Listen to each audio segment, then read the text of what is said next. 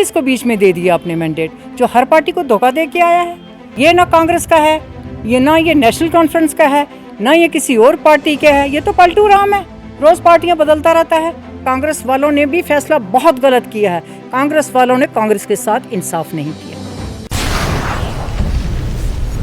Ground zero Bharat में आप सभी का खैर मकदम है और आपके साथ मैं हूं लोन सुलेमान। कश्मीर की सियासत का नया शुमारा लेकर मैं आपकी खिदमत में हाजिर। जहां कश्मीर में असेंबली चुनाव होने वाले हैं या पीक पर है, वहीं बड़े पार्टियों की या जो पॉलिटिकली गहमा गहमी या सियासी गहमा गहमी काफ़ी देखने को मिल रही है। फिलहाल कश्मीर की सियासत के शुमारे में बातचीत करने के लिए हमारे साथ डॉक्टर बिल्किस मीर साहिबा है, जो कि बांडीपोरा के साबिक सीएमओ रही है। आज इन्होंने अपने जो कागजाती नामजदगी है वो फाइल की है, यानी नॉमिनेशन फाइल की है। एक इंडिपेंडेंट या आज़ाद उम्मीदवार की हैसियत से ये बांडीपोरा से असेंबली इलेक्शन कंटेस्ट करेंगे, यानी हिस्सा लेंगे। डॉक्टर साहब, आपका बहुत बहुत शुक्रिया वक्त देने के लिए। सवाल सीधा रहेगा कि आप as a independent candidate Bandipora से इलेक्शन लड़ने जा रही है। इससे पहले आपने जो कन्वेंशन किए या जो भी किया, आपने नेशनल कॉन्फ्रेंस की बैनर तले किया और आपने कहा कि नेशनल कॉन्फ्रेंस पार्टी का जो भी फैसला होगा वो मेरी सर आँखों पर होगा। तो आज एक कौन सी ऐसी मजबूरी आन पड़ी जो आपको आज़ाद उम्मीदवार की हैसियत से बांडीपोरा से इलेक्शन में हिस्सा लेना पड़ा? औज़ु बिल्लाहि मिनश शैतानिर रजीम, बिस्मिल्लाहिर रहमानिर रहीम। ये ठीक है कि 5 साल हमने बहुत मेहनत की। यहाँ बांडीपोरा में हमने एनसी को मजबूत किया, एनसी का झंडा खड़ा किया, लेकिन बाद में हमारे हाई कमांड को क्या मजबूरी पड़ गई कि उनको अलायंस करना पड़ा। लेकिन उनका फ़ैसला हमारे सर आँखों पे था।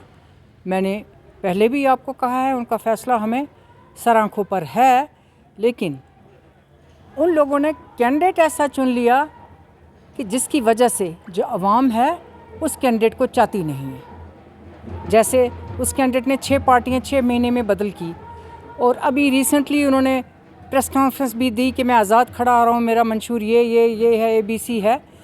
तो अभी 4 दिन के बाद फिर से पार्टी बदलूँ। और इसलिए जिन्होंने 5 साल नेशनल कॉन्फ्रेंस में काम किया था, तो भी हम नेशनल कॉन्फ्रेंस के साथ ही खड़े थे, उनके फ़ैसले के ख़िलाफ़ नहीं थे। और 5 साल जिन्होंने कांग्रेस में काम किया था, उनको भी बहुत तकलीफ़ हुई कि बीच में ही ये टपक पड़े। और ये तो हर दिन पार्टी बदलते रहते हैं, जैसे कपड़े बदले जाते हैं, इस तरह से ये पार्टी बदलते रहते हैं। ये लोगों को कबूल नहीं है, ना तो नेशनल वालों को कबूल है, ना तो कांग्रेस वालों को कबूल है, और ना किसी और पार्टी को कबूल है। मैडम, नेशनल कॉन्फ्रेंस और कांग्रेस की जानिब से अलायंस बनाई गई कश्मीर में, तो बांडीपोरा की सीट जो है वो अलायंस में कांग्रेस को आई थी। तो ये लोगों ने ये कबूल नहीं किया कि हम अलायंस में वोट नहीं देंगे कांग्रेस को, या फिर ये आप लोगों को कबूल नहीं है कि हम निज़ामुद्दीन भट्ट साहब का साथ नहीं देंगे, उन्हें सपोर्ट नहीं करेंगे नेशनल कॉन्फ्रेंस की जानिब से? देखिए जी, मैं आपको बात बताती हूँ, ये अवाम का फ़ैसला है। अगर उन्होंने पार्टी अलायंस किया कांग्रेस के साथ, फिर कांग्रेस का कोई उठाना चाहिए था। तो तीसरा बंदा कहाँ से ले आए? जिन्होंने कांग्रेस में मेहनत की है, जो 5 साल से कांग्रेस का झंडा लेके खड़े हुए हैं, उनको देना चाहिए था ना मैंडेट।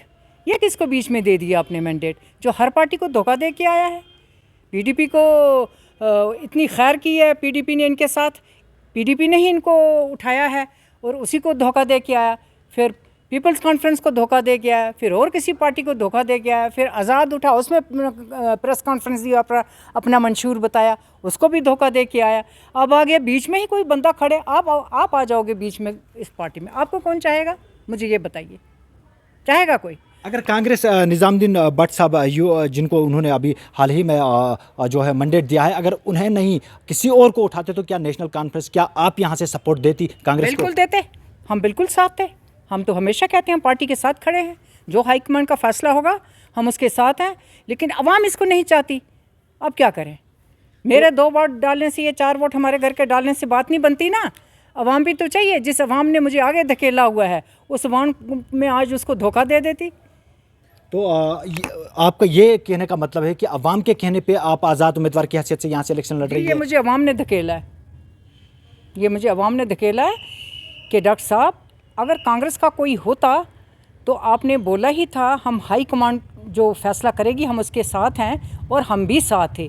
ये ना कांग्रेस का है, ये ना ये नेशनल कॉन्फ्रेंस का है, ना ये किसी और पार्टी का है, ये तो पलटू राम है, रोज़ पार्टियां बदलता रहता है। इसको कौन चाहेगा, कौन वोट डालेगा? आपको लगता है कांग्रेस वाले इसको वोट डालेंगे? कभी नहीं। आपको लगता है पीडीपी वाले इसको वोट डालेंगे? कभी नहीं।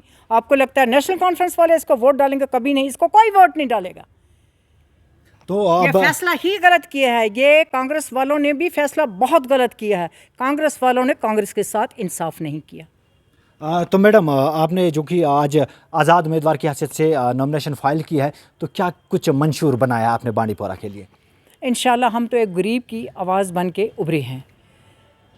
मंशूर हमारा यही है कि हम हमेशा गरीबों की खिदमत करेंगे और जो कमियां इस पहाड़ी इलाके में हैं, मैदानी इलाके में हैं, जैसे हेल्थ है, हेल्थ के प्रॉब्लम्स हैं, एजुकेशन का प्रॉब्लम्स है, रोड्स का प्रॉब्लम्स है, बिजली का प्रॉब्लम्स है, तो अनएम्प्लॉयड यूथ है, तो ये सारे हमारे उसमें हैं, मंशूर में हैं। जितना हमसे काम हो सकेगा हम करेंगे इसके ऊपर। मैडम की 35-36 कैंडिडेट के आसपास यहाँ से नॉमिनेशन फाइल की और ज़्यादातर आपने देखा होगा कुछ सियासतदान, बड़े बड़े सियासतदानों ने भी आज़ाद उम्मीदवार की हैसियत से बांडीपोरा से इलेक्शन लड़ने का फैसला किया है। तो कहीं ना कहीं एक सियासी जंग यहाँ पे देखने को मिलेगी।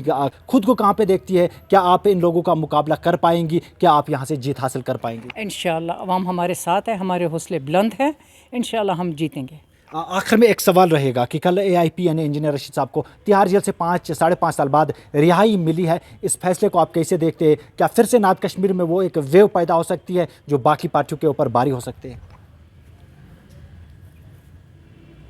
इसके बारे में मैं कुछ नहीं कह सकती। उनको रिहाई मिली है, उनका हक है रिहाई, वो इलेक्शन लड़ें, हमें उससे कुछ नहीं है। उनकी वेव चले ना चले उससे हमें कोई मतलब नहीं है। आखिर में डॉक्टर साहिबा, आपकी जानिब से बांडीपोरा की आवाम के लिए क्या कुछ मैसेज रहेगी? बस हमारी मैसेज बांडीपोरा के अवाम के लिए यही रहेंगे, आप अपने ज़मीर को जगाएं। अच्छा क्या है, बुरा क्या है, अच्छे बुरे की पहचान करके आप वोट को डालें। चलिए, डॉक्टर साहब का आपका बहुत बहुत शुक्रिया वक्त देने के लिए। आपको बता दें कि डॉक्टर बिल्किस मीर साबिक CMO बांडीपोरा और जिन्होंने नेशनल को बांडीपोरा के अंदर मजबूत किया, ये वही कैंडिडेट थी, लेकिन आज इन्हें जो है इंडिपेंडेंट यानी आज़ाद उम्मीदवार की हैसियत से बांडीपोरा से इलेक्शन लड़ने का फैसला लेना पड़ा, क्योंकि कांग्रेस ने, आपने देखा होगा कल शामी को ये यहाँ के जो फार्मर MLA रहे थे निज़ामुद्दीन भट्ट साहब, उनको मैंडेट दिया। तो कांग्रेस की जो सीट शेयरिंग थी NC के साथ, तो वो बांडीपोरा की जो सीट थी वो कांग्रेस को जाती थी। तो NC की जो लीडर थी डॉक्टर बिल्किस मीर साहिबा, तो इन्होंने फैसला लिया। इनका कहना है कि मैं खुद नहीं आई, बल्कि लोगों ने मुझे कहा कि हमें यहाँ से जिसको भी कांग्रेस ने मैंडेट दिया है वो कबूल नहीं है। तो हम डॉक्टर साहिबा आपके साथ हैं, आप आज़ाद उम्मीदवार की हैसियत से यहाँ पे हिस्सा लीजिएगा। तो डॉक्टर साहिबा का कहना है कि मैं आज़ाद उम्मीदवार की हैसियत से मैंने नॉमिनेशन फाइल किया। अब आने वाला वक्त तय करेगा कि बांडीपोरा में कौन बाजी मारता है, कौन इस सीट को अपने नाम करता है, वो आने वाला वक्त तय करेगा। वो भी आप तक ज़रूर पहुँचाने की कोशिश करेंगे। मज़ीद ऐसे शुमारों के लिए आप बने रहिएगा ग्राउंड ज़ीरो भारत के साथ।